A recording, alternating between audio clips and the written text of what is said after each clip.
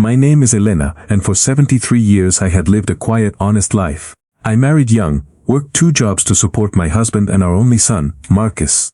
When my husband passed away 15 years ago, I moved in with Marcus and his wife to help raise their children. My father, Grandpa Henry, had lived with us for the last decade. At 105 he was a living miracle.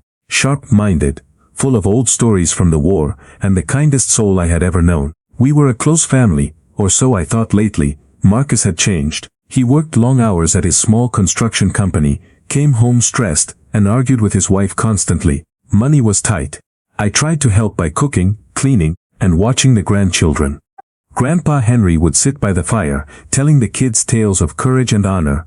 But Marcus started complaining that we took up too much space and cost too much in medicine and heating. That fateful winter night, the argument exploded. A massive blizzard was raging outside. Marcus had lost a big contract. He was drunk on frustration and whiskey. "I can't keep carrying you two," he yelled. "Dad's gone, and now I'm stuck with an old man who won't die and a mother who babies him." I begged, I cried. Grandpa Henry tried to calm him with his trembling voice, but Marcus grabbed us both and pushed us out into the snowstorm. The door locked. The lights inside went dim. We stood there, 2 elderly souls in the dark, snow piling on our shoulders. My father's cane sank into the drifts. "Elena, my girl, I'm so sorry," he whispered, his voice barely audible over the wind. I held him close, tears freezing on my cheeks. We started walking toward the main road, every step a battle against the cold that bit into our bones. I thought this was how it would end. Frozen and forgotten by the son I had given everything to. But the universe had other plans. The snowstorm was merciless. Visibility was almost zero. My thin coat was soaked through within minutes.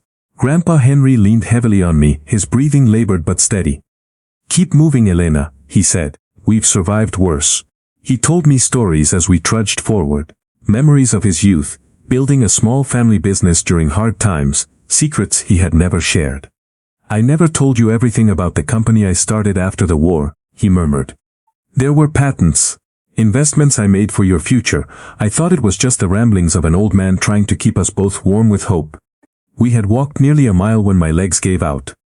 I fell to my knees in the snow, pulling Grandpa Henry down with me. The cold was winning, hypothermia was setting in. I hugged him tightly, whispering goodbyes and prayers. The wind screamed around us. "Headlights?" I blinked, thinking it was a hallucination. Then I heard it, the low purr of powerful engines cutting through the storm. Multiple cars. Bright lights pierced the whiteout. Luxury vehicles, sleek black sedans and gleaming SUVs, slowly surrounded us in a protective circle. Their headlights formed a warm glow against the freezing darkness. A tall man in an expensive coat stepped out of the lead car. "Mr. Henry Thompson?" he called out respectfully. My father lifted his head weakly. "Yes, that's me." The man smiled gently. "We've been looking for you, sir. Your lawyer's team has been trying to reach you for weeks. Please, let us get you both warm." They helped us into the heated cars. Blankets, hot drinks, and gentle hands wrapped around us. I was in shock. Who were these people? Why were they driving Rolls-Royces and Bentleys in the middle of nowhere? Inside the warm SUV, the man introduced himself as Mr. Reginald, the head lawyer for my father's estate. As the convoy drove through the storm, he explained everything. Grandpa Henry had been a quiet genius. After the war, he invented several small but crucial mechanical patents used in construction and manufacturing. Over decades, he quietly invested the royalties. He never spent the money on luxury. He lived simply so he could pass it on. The fortune had grown to over $87 million. Marcus had never known. I had never known the full extent. Grandpa Henry had kept it secret, waiting for the right moment, worried that easy money would ruin his family. But when Marcos threw us out, the automated alert system Grandpa had set up with his lawyers, triggered by unusual activity on his accounts and our sudden absence, activated. GPS from an old emergency tracker in his cane had led them straight to us. "I wanted to surprise you both on your birthday next month, Elena," Grandpa Henry said softly from the seat beside me, his eyes misty. "But family should never be tested like this." Tears streamed down my face. All those years of struggle, and the solution had been with us the whole time. The luxury cars weren't random. They were part of the security detail the lawyers had arranged once they realized the danger we were in. The convoy took us to a beautiful private estate just outside the city. One of the properties Grandpa Henry had quietly owned for years. Doctors checked us immediately.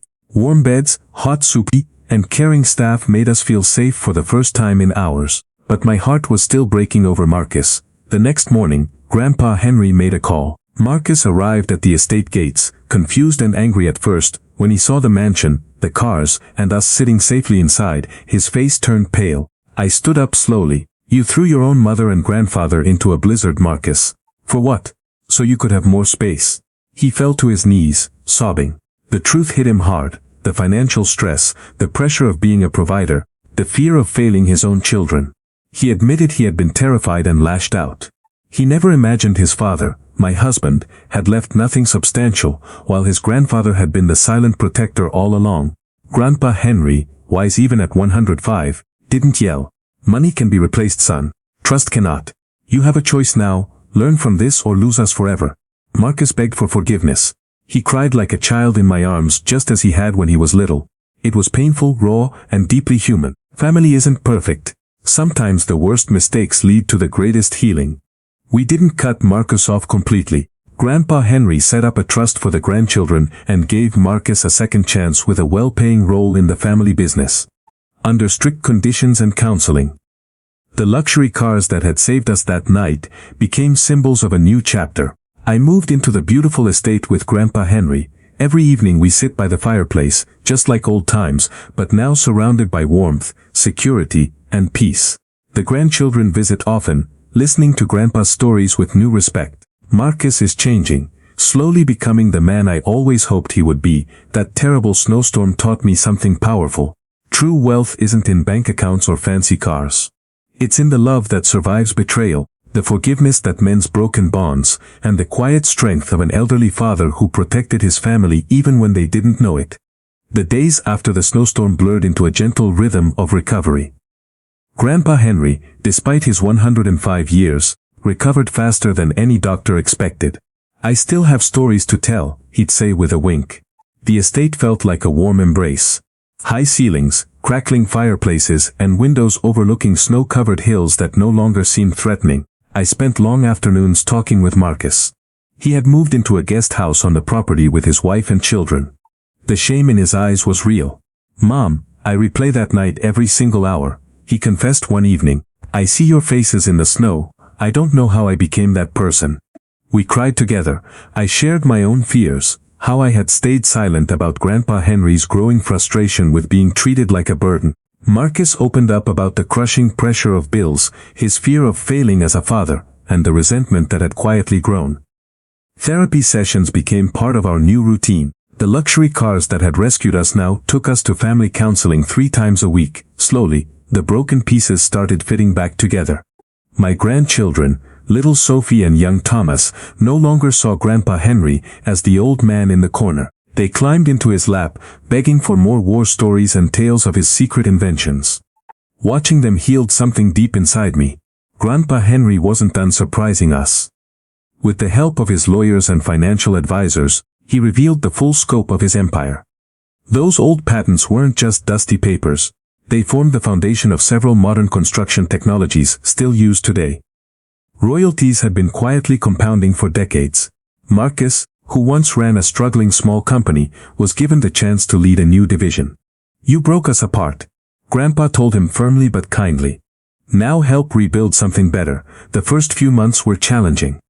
Marcus worked harder than ever, but this time with integrity and support. I watched him negotiate his first big contract using Grandpa's old blueprints.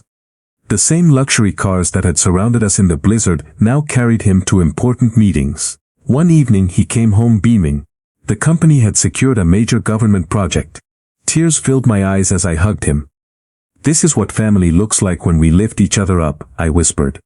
The business wasn't just about money anymore. It became a legacy project where Marcus taught his children the values Grandpa Henry had lived by. Honesty, hard work, and compassion. Just when we thought life had settled, another revelation came.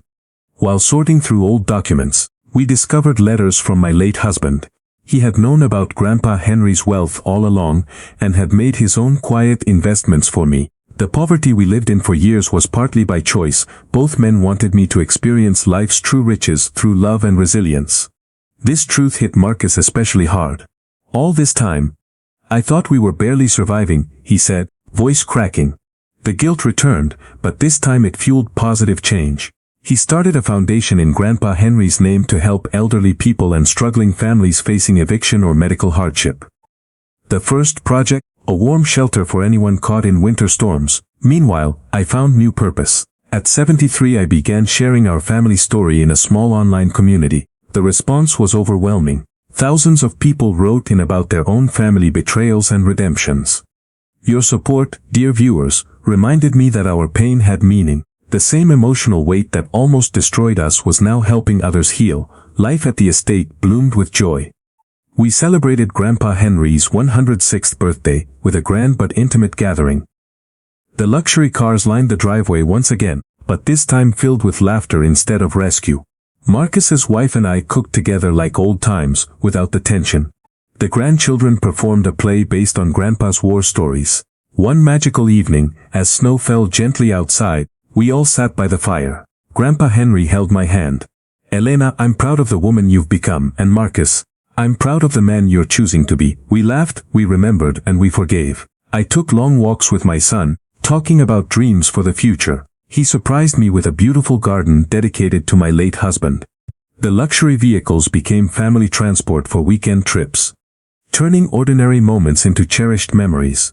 The story that started with betrayal had transformed into one of the strongest family bonds I had ever known. Even in the coldest winters, love proved warmer than any coat or mansion. Today, as I record this, Grandpa Henry is still with us, sharp, loving, and full of wisdom at 106.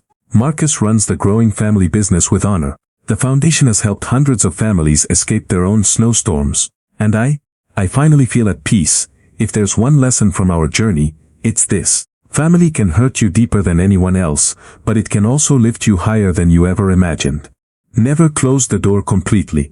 Never let anger freeze your heart. Sometimes the person who pushes you into the storm is the same one who learns to pull you out. Thank you for watching our story. If it touched you, share it with someone who needs hope today. Hit like, subscribe, and comment your own family experiences below. I read every single one. Our luxury cars may shine on the outside, but the real treasure is the love we rebuilt together. From the freezing snowstorm to this warm legacy, this is our truth.